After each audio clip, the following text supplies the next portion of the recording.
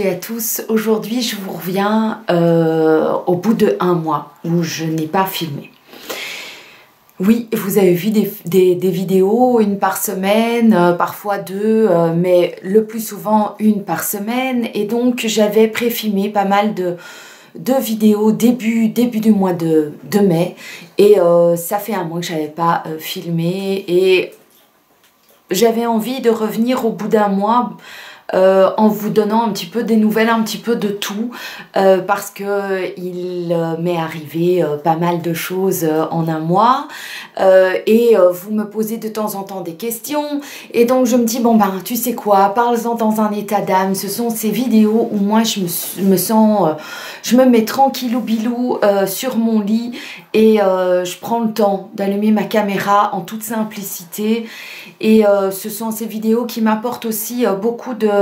C'est un petit peu comme des vidéos un peu introspection et bilan des semaines passées. Et donc, j'ai une liste hein, comme d'habitude. Je vais aller comme d'habitude aussi.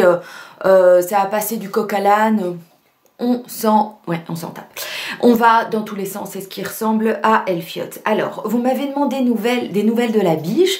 C'est vrai que vous voyez beaucoup moins, quasiment plus du tout la biche. D'ailleurs, ça fait waouh, des mois et des mois que la biche ne vient plus en vidéo. C'est son choix, n'a pas envie de venir à l'écran.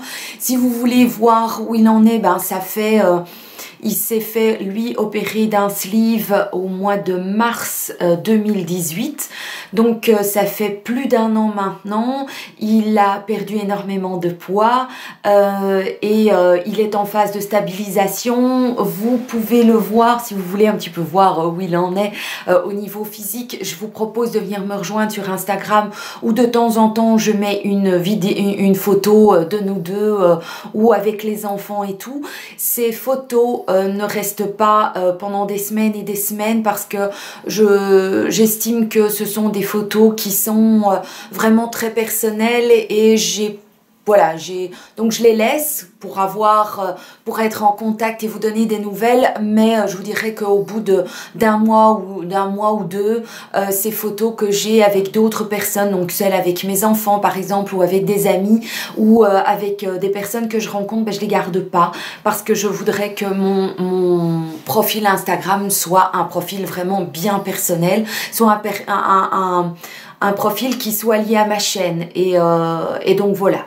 Mais sinon il va très bien. Il prend évidemment beaucoup de plaisir dans son nouveau corps.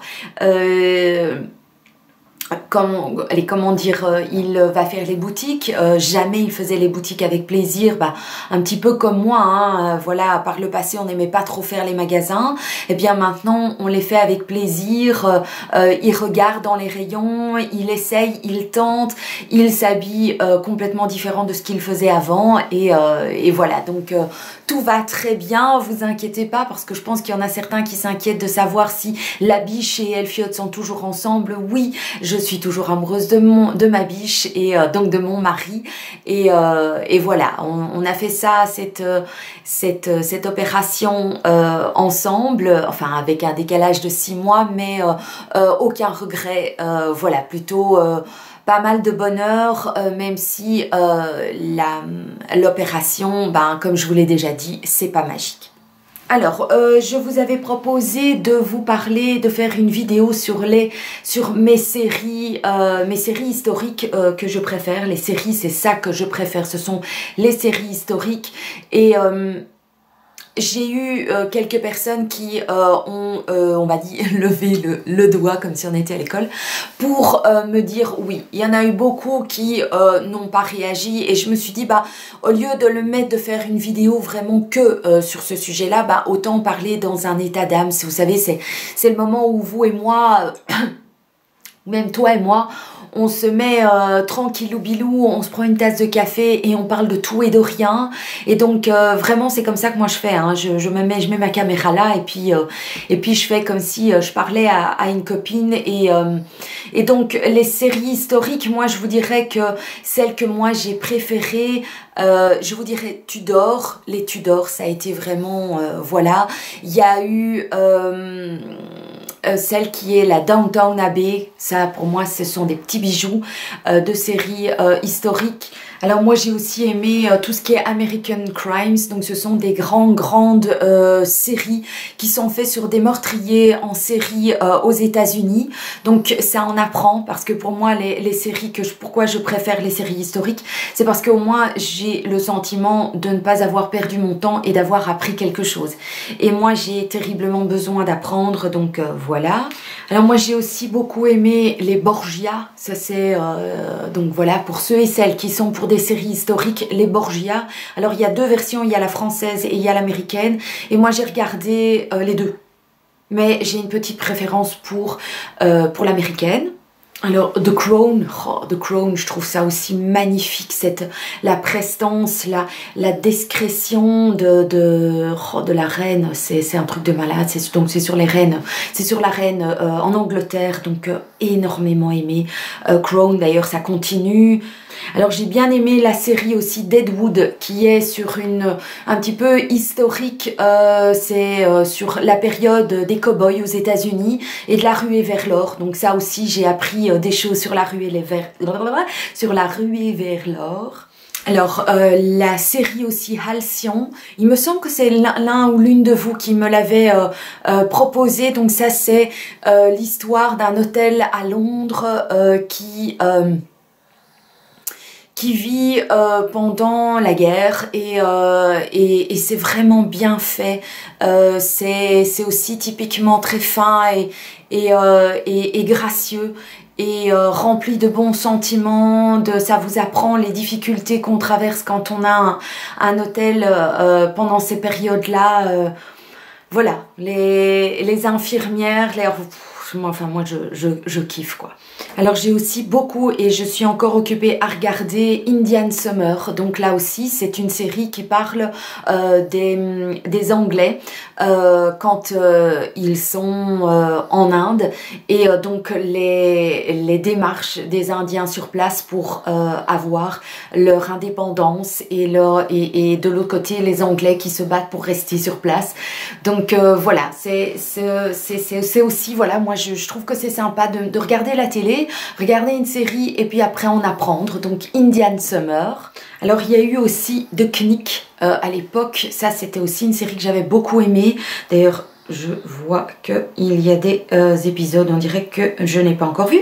Donc The Knick, ça c'est sur les débuts de la chirurgie, mais vraiment pas genre Grey's Anatomy, hein. Je vous parle vraiment des transfusions et tout ça. Donc ça apprend les sciences, les différentes expériences, voilà, ils étaient pris pour des fous, et donc c'était voilà, c'est une série que j'aime aussi beaucoup parce que c'est scientifique, c'est médical et en plus c'est historique. Donc oh, les Médicis aussi, ça c'était aussi, donc ça c'est tout ce qui sont les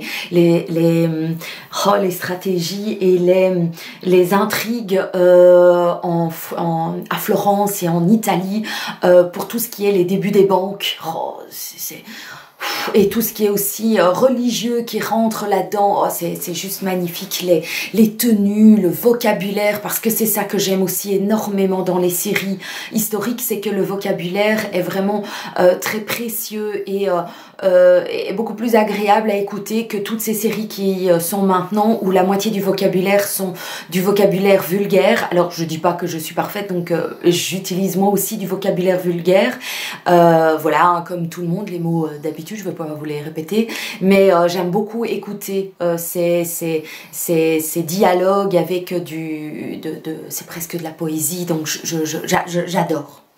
Alors j'avais aussi beaucoup aimé la série sur les maisons closes, donc Maison Close ça s'appelle, donc il me semble que c'est une série française, mais je ne suis pas sûre, et donc ça parle des difficultés des prostituées et voilà, de leur vie. C'est assez rude et c'est pas mal fait. Il y a eu peu d'épisodes, mais c'était vraiment une bonne série aussi. Voilà, on montre des choses qu'on critique, sur lesquelles on juge et tout ça, et là on voit leur vie de tous les jours, et la difficulté qu'elles avaient à vivre dans ces maisons où elles étaient plus prisonnières qu'autre chose. Donc voilà, parce que c'est pas des maisons closes aujourd'hui, c'est plutôt des, voilà, hein, dans l'histoire. Il y avait Monsieur Selfridges, donc ça aussi c'était magnifique, c'était une série qui parlait des débuts des grandes boutiques genre Inno ou en France Le Printemps, et donc c'est les débuts à Londres. Et là aussi, c'est les débuts des grandes galeries marchandes, c'est ça. Et c'est magnifique, les tenues sont sublimes. C'est aussi le côté, donc c'est un Américain qui arrive à Londres et qui se lance là-dedans. On le prend aussi pour un fou parce que à l'époque, c'était des petites boutiques et là, tout d'un coup, tout était sous la même enseigne. C'est une énorme entreprise et c'est plutôt familial, business mais familial, c'est magnifique, il y a eu plusieurs saisons, ça a été dommage quand ça s'est terminé, donc il y a une fin aussi, donc ça c'est gai quand il y a un début, une fin. Alors il y avait aussi la série Thorne, qui est une série sur les débuts des espions aux États-Unis pendant la guerre de sécession. Et ça c'était aussi très très bien parce que c'est vraiment les débuts des messages secrets et des espions, et j'ai vraiment beaucoup aimé aussi le vocabulaire, les bons sentiments, l'honneur, j'adore. Alors il y a eu Tyran aussi qui lui parle plutôt, c'est une série sur l'Orient et ça m'a aussi énormément plu. Bon, c'est un peu romancé quand même, mais d'ailleurs comme toutes les séries historiques, hein, voilà, c'est basé sur des faits historiques et puis c'est un petit peu romancé. Donc Tyran, c'est aussi très très bien si vous cherchez plutôt quelque chose d'oriental. Très très bien aussi, ça montre aussi le village français, ça c'est une série sur la deuxième guerre mondiale en France, sur les villages français, sur les mairies, les médecins, les soldats, le maquis, enfin j'ai adoré. Alors Versailles, évidemment Versailles, je ne vous explique pas sur quel sujet c'est. Voilà, magnifique, les tenues, la folie. La folie des grandeurs, la folie de... Je pense qu'il y a énormément de choses qui par le passé ont été faites et qui ont été considérées comme des folies, mais qui sont à l'origine de toute notre évolution au fur et à mesure, et je trouve que c'est, voilà, il y a des personnes qui ont de la folie mais du génie aussi, et j'aime en apprendre, donc voilà. Bon, il y en a peut-être encore d'autres, hein. Il y en a plusieurs, oui, il y a la Reine Blanche, il y a la Princesse Blanche qui parle aussi d'Angleterre et des Lancaster contre les... Oh là là, enfin bon, tout ce qui est roi et reine, ça me plaît énormément. Ce qui est médiéval, ce qui est historique, c'est vraiment le kiff intégral. Alors il y en a d'autres que j'ai beaucoup moins aimé. Voilà, comme par exemple Règne, voilà, pour moi c'est, malgré que ça parle de Mary Stuart et tout, je trouve que le vocabulaire est complètement décalé, les tenues sont décalées, je trouve que c'est trop romancé, c'est pas assez proche de la réalité. Voilà, pour moi Outlander, je sais très bien c'est une série que je regarde aussi, mais c'est pas un coup de cœur parce que je trouve que c'est complètement aussi assez débile, même si on part dans le passé, mais voilà, le côté un peu magie là-dedans, je trouve que ça n'a pas vraiment sa place. Il y a eu comme ça d'autres séries. Si je vous en ai pas parlé dans mes coups de cœur, c'est que je les ai vus, a priori je les ai vus, voilà. Mais donc j'ai déjà énormément donné de temps à ça dans cette vidéo, mais voilà, pour moi c'était important de vous en parler parce que je vous en avais parlé dans une autre vidéo et qu'il y en a vraiment, je pense qu'il y en a, ouais, un bon paquet qui sont quand même venus pour me demander les miennes. Alors, qu'est-ce qu'il y a encore? Ah oui, j'ai regardé une vidéo de Amy LTR. Pour moi, c'est une grande que je suis. C'est une Française qui, je pense, doit bien avoir 15 ans de moins que moi, et qui a parlé de l'hypersensibilité. C'est une femme, une jeune femme, une femme, on va dire une femme quand même, hein, et qui fait des vidéos, qui crée des vidéos elle-même sur des sujets qui la touchent très fort. Elle est vraiment douée. Si vous ne la connaissez pas, ça m'étonnerait. Qui ne connaît pas? Alors, si dans mes abonnés, vous ne la connaissez pas, please, dites-le moi parce que ça me semble complètement énorme que vous soyez passé à côté, mais pour moi elle parle dans une de ses vidéos de l'hypersensibilité et ça m'a énormément touchée. Pourquoi? Parce que elle a mis en mots ce que je ressens très souvent. Voilà, pour moi c'est à la fois quelque chose de très fort, d'assez agréable mais aussi de douloureux. Parce que je suis toujours à la recherche des contacts avec les autres, je suis en contact avec allez, je veux dire n'importe qui dans la rue et je vais, c'est comme une éponge, je me sens comme une éponge, je ressens les choses, j'ai pas mal d'empathie et cette vidéo sur l'hypersensibilité, je vais essayer de penser à vous la mettre en lien. C'est juste, voilà, elle m'a aidée sur une phrase que j'ai mis sur mon bureau et que je lis très très souvent. C'est par exemple, la phrase c'est « Est-ce que ce que je ressens est rationnel ?» Parce que souvent, on pourrait me penser même ah, désolée de ne pas trouver mes mots rapidement et de mettre certainement beaucoup de « e » dans mes phrases, mais il y a beaucoup de personnes autour de moi qui me disent aussi que je cogite trop, que je suis trop dans l'analyse des sentiments des autres et je ressens, mais vraiment je ressens les choses et c'est vraiment comme des vagues, hein, donc c'est à la fois bien parce que je suis très fort connectée, mais à la fois c'est très difficile aussi parce que c'est un peu comme des vases communicants en fait, hein. J'ai du coup tendance à vouloir avoir envie d'aider et de mettre une cape très souvent de superwoman qu'on ne me demande pas, hein, voilà, mais voilà, donc si vous ressentez ça, si vous savez pas toujours comment mettre des mots sur cette sensibilité à fleur de peau, allez voir cette vidéo, vous allez voir que c'est vraiment, elle dit exactement ce que je ressens et ça m'a vraiment, il fallait que j'en parle, parce que cette vidéo m'a vraiment fait flash. Alors, j'ai été à Grand Bigard, en Belgique, donc voir le château Ya Floralia. Et c'était un moment que j'ai passé avec ma sœur, donc j'ai une petite sœur qui a 3 ans de moins que moi. Et on s'est pris une journée toutes les deux et ça a été vraiment magnifique. C'est un endroit où il y a des tulipes, il y a des tulipes et des tulipes et des jacinthes et des roses et des... Oh, magnifique, un château et tout autour un parc splendide. Je vous mettrai quelques photos voilà, que j'ai faites sur place. Magnifique. Si vous habitez Bruxelles ou en Belgique et que vous voulez, maintenant je sais pas si on arrive peut-être à la fin de la floraison, en tout cas certainement des tulipes, il n'y en a plus, ni des narcisses, mais si vous aimez les fleurs, allez voir s'il y a encore moyen d'aller en voir d'autres, hein, parce que a priori j'imagine qu'il y a d'autres fleurs, mais si c'est pas le cas et qu'il n'y a plus la floraison, mais pensez à le mettre sur votre liste de choses à faire au mois de fin avril, début mai, c'est magnifique. Donc magnifique. Grand Bigard, Floralia, c'était splendide. Je pense que je vais y retourner l'année prochaine.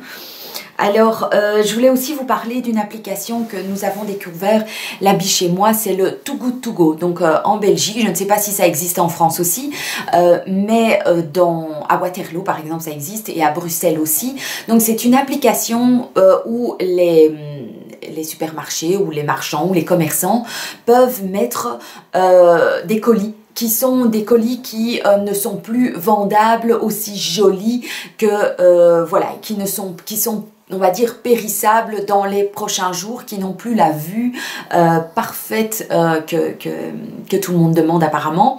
Et je me suis inscrite là-dessus et j'ai vraiment super apprécié. Par exemple, je vais sur l'application et le Delhaize par exemple, ou le Carrefour propose donc des colis qui ont une valeur de minimum 12 ou 13 euros, qui valent même plus que ça, hein, qui valent à mon avis entre 12 et 15 euros et qu'on achète à 3,50 €, 3,99 €. Et là-dedans, donc il y a des sandwichs, il y a des légumes, il y a des fruits, il y a des choses qui sont encore, mais complètement, qu'on peut encore garder pendant plusieurs jours, mais qui, voilà, qui sont un petit peu en date limite. J'ai eu des brocolis, des fruits, des citrons qui sont, voilà, je trouve que c'est une application que j'avais envie dont j'avais envie de vous parler pour éviter le gaspillage de jeter les choses. Je fais un petit peu moins les courses du coup parce que pendant la journée je vais voir ce qu'il y a de disponible et je commande. Et c'est très facile de payer, de faire ces courses comme ça. Il y a les tartes de François, je ne sais pas si vous connaissez, mais en Belgique elles sont connues. Ce sont des tartes qui sont succulentes et qui sont vendues je pense à 5 € au lieu d'à 15 €. Ce sont des quiches mais splendides avec des goûts spéciaux. C'est pas la quiche Lorraine, il y en a, hein, il y a des quiches Lorraine aussi, mais voilà, il y a Paul qui qui s'est inscrit là-dedans. Il y a maintenant mon fleuriste pas très loin qui s'est aussi proposé de vendre des bouquets de fleurs qui sont peut-être voilà, qu'on peut peut-être encore garder un jour ou deux, mais qui ne sont pas, c'est pas un bouquet qu'on peut offrir, voilà, c'est à plus petit prix, ce sont des économies, c'est moins jeté, on est dans l'idée du no déchets, pourquoi pas ça aussi, donc c'est too good to go. Alors je n'ai pas été payée, on n'est même pas venu vers moi pour en parler, hein, mais j'ai trouvé ça tellement bien que j'avais envie pour une fois de vous parler d'une application que je trouve vraiment nickelos crémos. Alors, j'ai aussi été voir le concert de Hugh Jackman, Hugh Jackman Wolverine, pour ceux qui ne connaîtraient pas son nom, son nom, à Noël, non pas à Noël, à la Saint-Valentin. Ma biche on est allé manger un petit bout, enfin un magnifique bout plutôt, au restaurant tous les deux, et il m'a fait l'immense joie de nous offrir une place de concert. Je vais très rarement au concert, je fais ça quasiment jamais, mais Hugh Jackman pour moi c'est non seulement un très bel homme, je vous en ai déjà parlé, que pour moi c'est the king of the king, voilà. Je m'approche de vous un petit peu, il fait un peu sombre hein, derrière moi. Et donc, il a chanté déjà dans deux comédies musicales, Les Misérables et dans The Greatest Showman. Mais c'est un acteur que j'aime aussi dans Wolverine, mais aussi dans d'autres. Voilà, dans d'autres films comme Australia, comme tellement de films où il est à la fois attachant, beau, mais sincère, et on sent qu'il y a de la puissance dans son jeu et tout. Et dans son chant, je le trouve solaire, à la fois solaire et à la fois très empreint de profondeur. Il a une très jolie voix, et donc quand la biche m'a montré, d'ailleurs j'en ai encore de l'émotion du moment où il me l'a offert. Donc, comment dire, donc c'était en mois de février, hein, j'arrive encore à avoir cette émotion maintenant. Donc, il y avait des posters, voilà, des pubs par-ci, par-là, qui parlaient de son concert. Et j'en avais même pas parlé à la biche parce que voilà, je m'étais dit bon, jamais ça va l'intéresser, bien qu'il aime aussi beaucoup, voilà, en tant qu'acteur mais aussi en tant que chanteur. On écoute ses albums dans la voiture, et donc je n'en avais pas du tout parlé, mais j'avais eu envie. Je m'étais dit oh, ça serait quand même super, mais non, allez, on va pas faire ça. Et donc quand j'ai reçu ces 2 places de concert, c'était comme s'il avait été dans mon cœur, que j'avais caché quelque chose, et qu'il avait trouvé ce qui pouvait vraiment me faire plaisir. Je vous en avais pas parlé parce que voilà, je vous dis pas tout, hein, je garde des choses pour moi. Et on est allé voir le concert. Je vais vous mettre des photos du concert. J'ai fait aussi des petites vidéos. Et ce concert était juste sublime. Il est passé partout. En Europe aussi. Il va aller aux États-Unis. Mais il est allé... voilà, je sais qu'il passe à Paris. Et en Allemagne. Et partout, quoi, partout. Et enfin, il passe ailleurs. Il suffit d'aller voir Hugh Jackman et concert, vous allez comprendre. Il chante admirablement bien. Évidemment, il y a des chansons des Misérables ou The Greatest Showman, mais il ne fait pas que ça. Et il fait des autres chansons qui le touchent énormément. Sa femme était là. Le jour où j'ai été voir, c'était le 12 mai. Et c'était le jour de la fête des mères, donc c'était encore plus waouh quoi. Et sa femme était là, et il a fait une énorme déclaration d'amour à sa femme, et ça m'a énormément touchée. J'avais ma biche avec moi, et ça m'a vraiment réconfortée dans ce que je pense de lui, très à la fois solaire, à la fois profond. C'est une belle personne.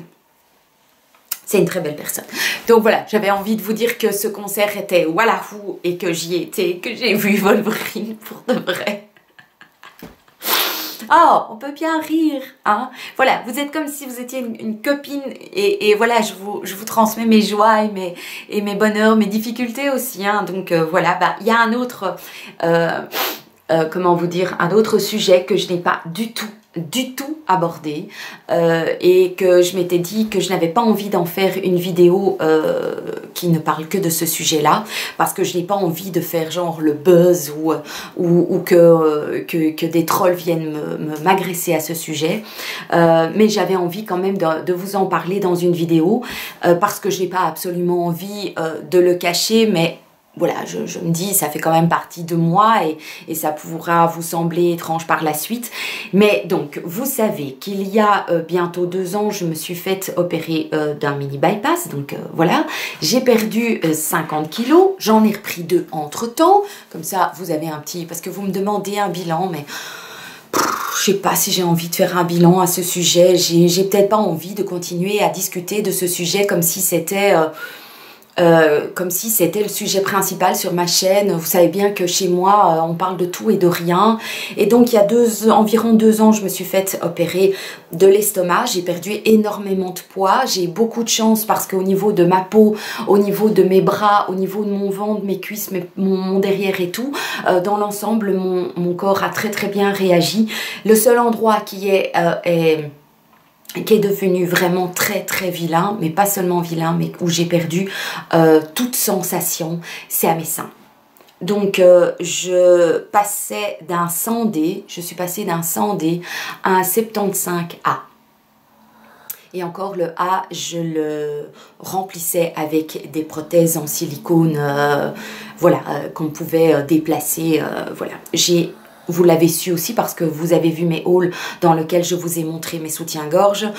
C'est quelque chose qui non seulement était devenu très très vilain, mais je n'avais plus de sensation dans mes seins. Donc voilà, bah, pour les hommes qui sont là, ben voilà, ça peut arriver.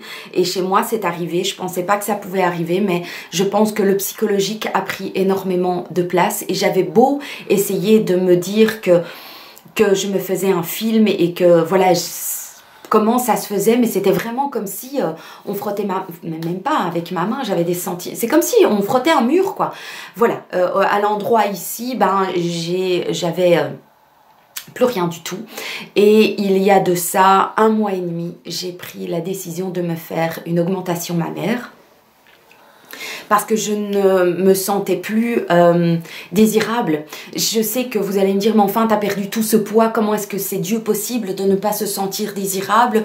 Mais oui, j'ai une jolie silhouette, mais nue, j'avais vraiment plus rien. Je peux vous montrer, je vais voir si j'arrive à vous le montrer, si je dépasse mon stress à ce niveau-là. Je vais vous montrer le jour de l'opération où vous allez voir qu'il n'y a vraiment plus rien du tout.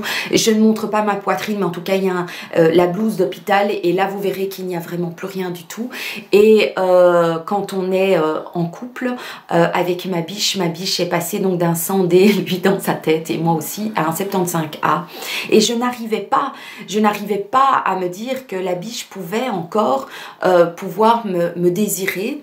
Et donc par la force des choses, eh bien il y a eu comme si mon psychologique avait fait comme si ça n'existait plus. Cette partie-là n'existait plus et j'étais très très mal à l'aise, donc j'ai commencé à mettre énormément de blouses qui étaient à ras. Pendant 1 an, je n'osais plus ni m'abaisser, ni me mettre de côté, voilà, au niveau de notre couple, ça a été un petit peu difficile parce que ben, les câlins sont beaucoup moins...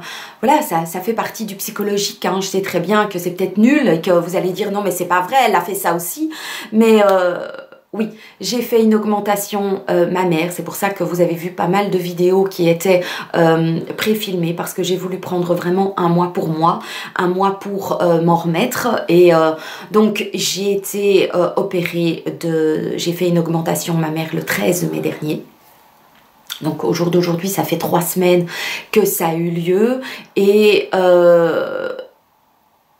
je suis très contente du résultat. Alors, je n'ai pas fait de correction, je n'ai pas fait, si vous voulez, voilà, avoir quelques détails quand même, je n'ai pas fait, l'augmentation mammaire n'est pas sous le muscle, vu que j'avais eu une poitrine forte, le chirurgien m'a proposé de le faire sous la peau, j'ai un C aujourd'hui, donc j'ai moins que ce que j'avais au départ, c'est une prothèse en silicone qui fait que ma poitrine est bien ronde et bien en hauteur. Je suis très contente, je ne dis pas que je n'ai pas mal. Au bout de 3 semaines, ben, j'ai comme encore un très gros coup de soleil, je n'ai pas dû, voilà, j'ai juste une petite coupure en dessous des seins et je vous dis, c'est pas sous le muscle et je suis enchantée. J'ai, au bout de quelques jours, j'avais recommencé à sentir des choses.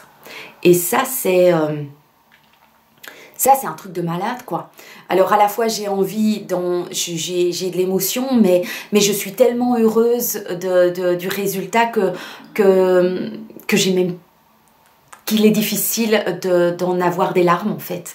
Donc, j'espère que vous comprendrez. À la fois, vous n'avez pas à comprendre ou pas comprendre. Je n'attends pas votre assentiment, mais voilà. J'ai évité de faire des photos de moi. Je vous ai mis sur Instagram des photos de fraises ou d'autres choses où on ne voyait absolument pas du tout 1 centimètre carré de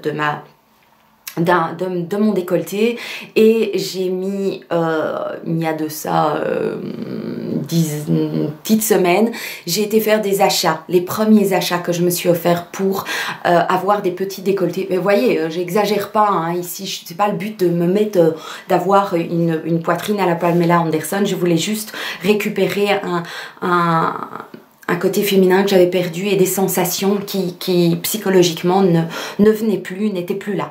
Et je suis enchantée, donc voilà. J'ai pas l'intention d'en faire une vidéo, en tout cas pas là dans les médias.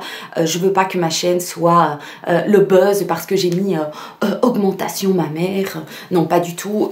Je suis pas là pour vous conseiller quoi que ce soit l'opération de l'estomac ou que ça soit les seins. Moi, j'ai fait mon opération pour mon estomac parce que au niveau de ma santé, ça allait à volo. Il y a eu des vidéos à ce sujet par le passé, d'ailleurs une assez émotionnelle avant l'opération qui vous explique pourquoi je me suis fait opérer. Et puis ici, c'est vraiment encore quelque chose où physiquement ça n'allait pas et psychologiquement ça n'allait pas non plus. Même si j'ai une très jolie silhouette que j'apprécie, bon, ça pourrait peut-être encore, voilà, peut-être quelques kilos en plus, mais ça va venir, je m'inquiète pas. Et quand bien même, ben, je me suis habituée, je ne me vois plus comme... allez, comment vous expliquer? C'est difficile à dire. D'ailleurs, je ne retire pas mes photos de quand j'étais plus ronde avant, parce que j'ai beaucoup de tendresse pour la personne que j'étais il y a 2-3 ans. J'ai pas envie de le cacher, tout à la fin, il y a 2 ans, j'étais malheureuse. J'étais malheureuse, j'étais mal dans ma peau, j'étais triste. Je voulais pas toujours montrer, au contraire. Parce que j'avais envie de vous montrer la force aussi, et ça me faisait du bien de sortir et d'être plutôt positive que négative. Mais ici aussi, c'était vraiment quelque chose que j'ai eu besoin de faire pour moi, parce que ça n'allait pas aller en s'améliorant, et je suis très contente de l'avoir faite. Et donc je reviens à mes moutons, j'ai mis des photos sur Instagram où j'avais été faire des achats chez Celebrity, et j'étais très inquiète de vous avoir déposé ces photos sur Instagram, parce que j'avais peur que ça se voit et que vous soyez, enfin que vous, non, parce qu'il y a tellement d'amour et de personnes formidables sur ma chaîne qui viennent en commentaire et tout, mais il y a quand même ces trolls, et j'avais peur qu'il y ait des personnes mauvaises qui viennent me casser en fait, et me dire ouais quoi toi, mais non, ça y est, tout ça c'est du fake. Moi j'ai envie de dire, j'ai fait un update. Quand je me regarde maintenant, eh bien c'est comme si c'était la personne qui était cachée à l'intérieur. Alors c'est moi, parce que je pense pas que j'ai changé, mais sans les kilos en plus et en ayant le côté féminin dont j'avais besoin. Donc pour moi la poitrine, vous le savez, depuis 5 ans, même avant, je vous parlais du fait que pour moi avoir une jolie poitrine, c'est quelque chose qui était important dans mes yeux, et donc l'augmentation mammaire, c'était, il me la fallait, il fallait ça parce que mon couple allait aussi en pâtir. Non pas que la biche en avait fait la demande express et tout, mais il voyait que j'en souffrais, et donc à un moment donné, je lui ai dit, qu'est-ce que je fais, mais non, j'en ai peut-être pas besoin parce que aller passer sur le billard, c'est quand même, c'est bon quoi. Et puis il me voyait tellement gênée par ma poitrine et plus jamais à l'aise, qu'il m'a dit, peut-être que ça serait mieux pour toi de le faire, et ça m'a voilà réconfortée dans le fait que mon mari puisse comprendre mon mal-être et me soutenir dans cette démarche. Donc c'était voilà, très bien. Cet état d'âme va durer 3h30 à mon avis, 3h30. Je sais pas depuis combien de temps je cause, mais et j'ai même pas pris un truc pour boire, pas demander. Alors vous m'avez demandé un retour sur mon miroir en joue, le blanc que j'avais. Ce miroir, je l'ai mis dans ma chambre et j'ai repris mon Babyliss que j'avais avant, qui était sur pied, parce que celui qui vient d'Anjou est un peu trop bas. Et j'ai eu beau le mettre sur des choses plus hautes, je sais pas, j'arrive pas à avoir ça au bon endroit. Et donc, je le trouve toujours sublime, mais je préfère avoir un miroir simple, et puis le miroir grossissant. Le Babyliss, il y avait aussi dans l'Anjou, la lumière était très bien. Donc ça, c'est un peu le bémol du Babyliss, c'est que je trouve qu'il n'y a pas assez de lumière blanche, alors que Anjou, le miroir Anjou est sublime. Il y a vraiment une lumière magnifique qui est blanche. Donc moi, je préfère ces lumières-là. Donc j'ai repris mon Babyliss, mais j'ai mis autre chose. Voilà, j'ai mis une lumière en LED que la biche m'a installée, parce que moi je peux. Voilà, mais donc le miroir Anjou est toujours sublime, je le trouve toujours magnifique. Il est dans ma chambre, comme ça je l'utilise pour associer mes accessoires, donc collier, boucle d'oreille, vérifier si j'ai pas voilà, si j'ai pas fait s'il n'y a pas une bavure quelque part, vérifier que mes cheveux vont bien. Donc c'est plus un miroir que je considère comme un bel objet avec une très belle lumière, et mais pour moi, pour me maquiller ici là où je me maquille, je trouve que c'était un petit peu trop bas pour moi, donc mais je l'utilise toujours, donc au cas où, voilà, vous vouliez un petit retour là-dessus. Et alors, vous m'avez demandé un petit plan de tour, donc j'ai mis un petit peu des plantes vertes partout. Ça va venir, ça va venir. Voilà, cet état d'âme du mois de juin aura pris 3 plombes et demie, comme je vous ai dit, mais j'ai passé un excellent moment avec vous. N'hésitez pas à interagir avec moi en toute bienveillance. Merci à tous ceux et celles qui me laissent tout le temps des messages sur les vidéos. Merci à ceux qui cliquent, merci à ceux qui se sont abonnés. Juste du bonheur. Merci d'être vous. Merci d'être vous. Vous êtes formidables. Quelle belle aventure on vit ensemble. Je vous fais des très très gros bisous, et puis à tout bientôt dans une prochaine vidéo. Ciao!